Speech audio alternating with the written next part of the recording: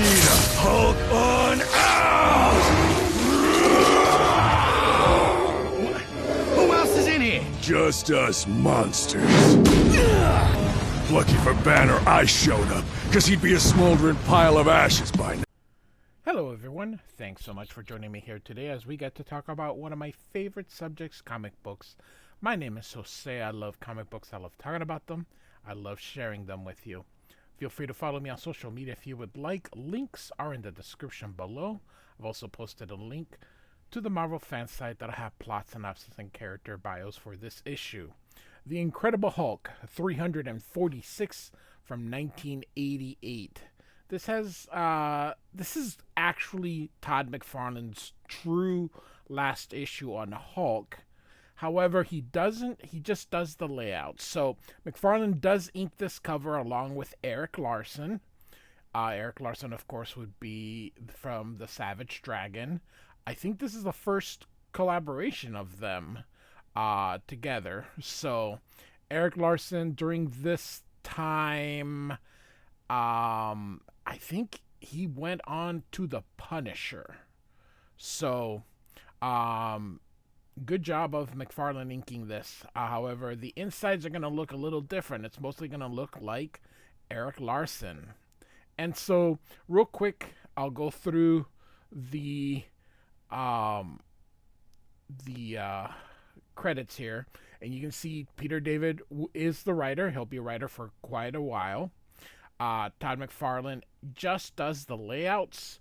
Erik Larsen is the penciler, and Jim Saunders is the inker here. So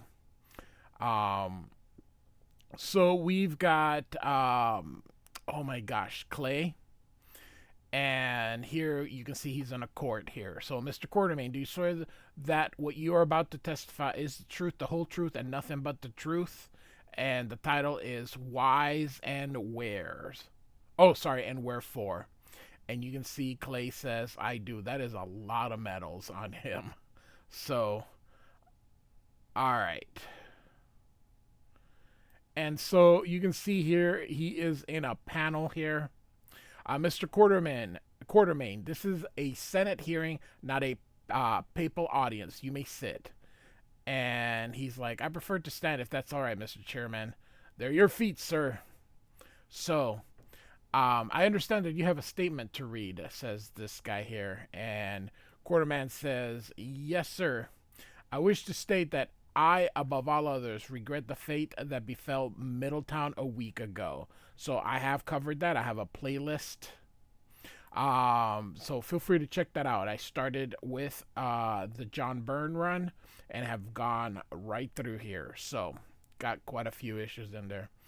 It is a major tragedy, the sort of tragedy I'd hoped to forestall. When I first embarked several months ago on my quest with Rick Jones and the late Dr. Bannard, and this lady's like, they preempted my soaps for this. There used to be soap operas. And of course, this is Clay's brother here.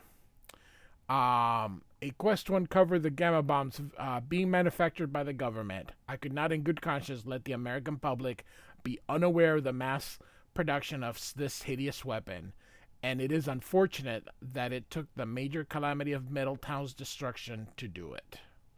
So, this issue is essentially a recap of Peter David's run so far and a sort of a finish to the first major storyline before the Hulk comes back as Mr. Fix-It. Mr. Quartermain, that's a pretty speech saying how you acted in conscience and all, but it overlooks the fact that your quest was prompted by your fugitive status. And the reason you were a fugitive was because you demolished an entire government installation, namely Alpha Base. And he says, Gamma Base, sir. I had no choice, Mr. Chairman. I've been given orders that were to me repellent. Orders that, had I carried them out, would have resulted in the execution of Bruce Banner. And you can see this guy here quite surprised. That's a shocking charge, Mr. Quarterman. Who issued these orders? Was Nicholas Fury aware of them? And he's like, well, and then the lawyer here says, Senator, despite my client's questionable status as SHIELD agent, he is still technically bound by the non-disclosure agreement he signed upon first joining these first joining. These are matters of national security. Sorry about that. And so here we go, kind of a flashback to when he had captured the Hulk. So I'm just gonna kind of just show you, and I'm gonna keep moving on. And then this was a flashback here when he was talking. And he basically says, Senator, I'll answer that question. The answer is no. Colonel Fury didn't do it. So you can still see, because McFarlane was the layout artist, that you can see a lot of McFarlaneisms here. And so outside here, you see Rick and Betty here. And Rick says, it seems like Clay's been in there for years, man. What I'd give for a Sony Walkman, MTV, anything. A Sony Walkman was a tape player you could take with you, which iPods, of course, have replaced. And Rick asks, how you feeling, Betty? And she says, nauseous. And Rick says, me too, but at least you got an excuse, you being pregnant and all. And so she goes, Rick, I'm thinking of not having the baby. And Rick looks shocked, and then she hugs him. Peter David is he's still alive. He's his health's not doing very well. He has but he definitely brings the human element. I know a lot of people criticize his writing because he tends to put in jokes, but I think that's just a trope. He uses humor, but he puts in some serious stuff. I really do enjoy Peter David. And so this guy says, we've been at this for a few hours, Mr. Quartermain. Let's recap, shall we? You blew up the Gamma Base, stole a major piece of hardware, namely the battle van, and set out to find the government stockpile of gamma bombs, all because of the late Dr. Banner. May I ask, sir, what did he ever do for you? And he says, if it weren't for Bruce, I'd have ended up a death-bound hotshot in S.H.I.E.L.D., thinking only in abstracts. Abstracts like acceptable losses instead of people dying. About military preparedness instead of the world poised on the brink here. So these are other people kind of watching and stuff. We spooks tend to be a cloistered group. We lose touch with real world, but my long friendship with Bruce and Betty made me remember on whose behalf I'm supposed to be fighting. So just some more exposition about, average people and the harmful of weapons of mass destructions and things like that. Quartermain, you're not planning on entering politics, are you? Because that sounded suspiciously like a campaign speech. And he says, politics? Me? No. So, and look at this. Clay for president. All right. And so here we have the remnants of the town that was destroyed. So it's been a week. And they're like, hey, we're like 3 miles away from Ground Zero, the devastation is. And then he goes, something's come up. And you see this. This is the priest, I believe. Sort of hulkish here. So J. Jonah Jameson as Spider-Man, which is funny because he'll be drawing Spider-Man after Todd McFarlane. And so here in the Daily Bugle, they're listening to the radio here and saying that they've concluded the hearings and there's overwhelming support for Clay Quartermain here.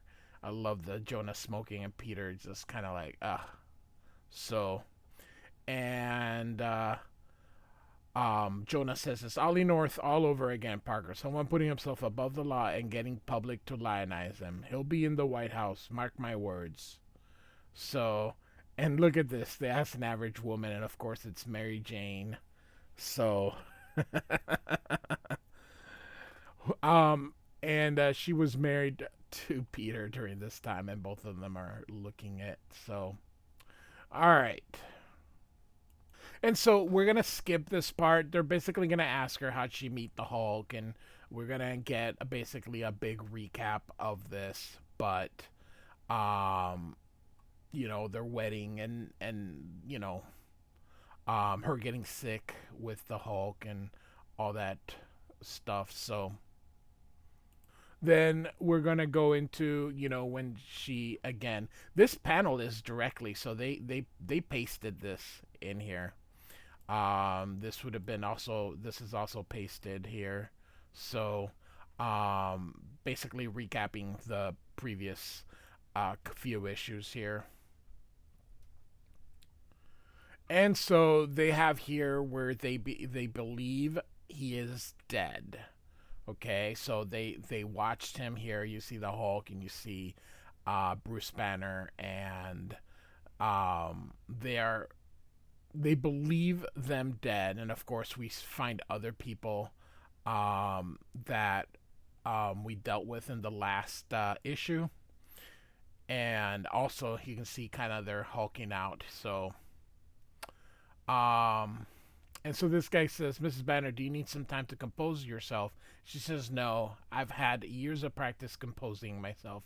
Let's continue." So, and so now they're showing some of the bodies that they recovered here, and everybody's getting to see all these. And this looks like, I don't know, this Todd McFarlane does another general toward the end of his Amazing Spider-Man run, and it looks just like this guy here. So they're basically saying the people that are there aren't going to be new Hulks. They'll be dead in a few days from that radiation poisoning. So, and so Clay, Rick, and Betty kind of look out, and there's a knock there. And of course, it is Nick Fury here. And he says, "Care to step outside, Clay?" And so outside here, with the news footage being released and the slick way you came across TV, there's been a massive groundswell of public support for you, Clay. The media have made you into a lone voice crying into the wilderness, trying to avert catastrophe. You and Ronald McDonald are the two most popular clowns in this country right now. You're so popular that it'd be political suicide to prosecute you for theft, destruction of government property, and all those other fun charges. Chairman's told me off the record they'll probably remand you back to S.H.I.E.L.D. for whatever actions we care to take." And he says, which means a full investigation of our own into the Gamma Base mess. And he says, "And what about me?" And Nick Fury puts his arm around. He says, "You." He pinches him in the ear, or grabs him in the ear. "You'll be where I can keep an eye on you. Tell me everything that happened." So, all right, and now we got Rick Jones here. So, of course, this is kind of where Peter David starts the whole, let's be funny kind of thing here. And this guy here looks like Matt Murdock here. And he's like, "Everything, sure. I was born a long time ago in a galaxy far, far away." And this guy's like, "We're not amused here." So, and so they ask him what a normal day is, and he describes all these outrageous things, which would probably lead them to believe he's joking, but he's really not, because Rick Jones has had quite the adventurous life here. So this is, of course, where from Hulk #1, where Bruce went to rescue Rick and then threw him down the thing so he wouldn't get hit by the bomb, but Bruce, of course, got hit. So, and he basically says without him, he would be dead. So, he says some good stuff about Bruce Banner, sacrifice, love, devotion, responsibility. He was his best friend, and he loved him very much. And now he's gone. So, and they're like, Mrs. Banner, we're ready for you. And she says, no, thank you. I've changed my mind, she says. So, as you saw there, she walked away.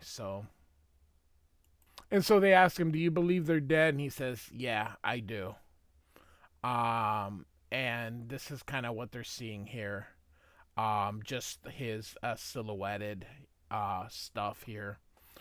And then suddenly you see the wind kind of take the radiation. That's actually what kills a lot of people in an explosion, nuclear bomb. So the nuclear bomb kills the people right immediately, but the radiation poisoning goes because the wind takes it. So, all right. And so Rick busts through this door and says, Betty, and she says, well, I'm right here, Rick. Oh, man, the desk clerk said you were at the nearest hospital, and I thought you went to. She says, I did, but I didn't. Meaning an abortion. She says, why not? And she says, because I've seen too much death in my life. I've lost everyone I've ever loved. Mom, Dad, Glenn, everyone. And every other time another person I loved died, I cursed and cried about the unfairness of it all. So, by the way, just these issues are old, of course. Eventually, she's going to have a miscarriage, but Peter David disagreed with it. He did not write the issue. The issue was written by the editor, Bob Harris. But he didn't want there to be a miscarriage. He actually wanted her to have the baby, but it was not meant to be. But eventually, she will have a miscarriage.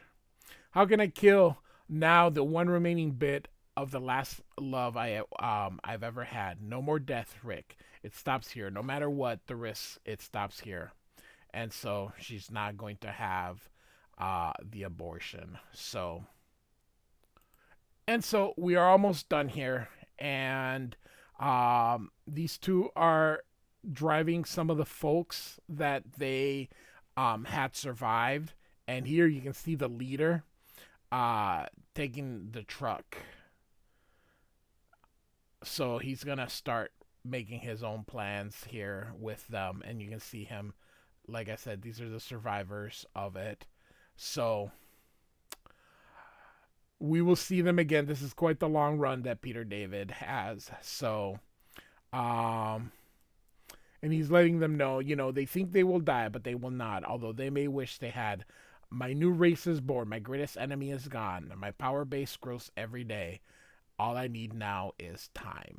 The end. So this essentially concludes Todd McFarlane's run.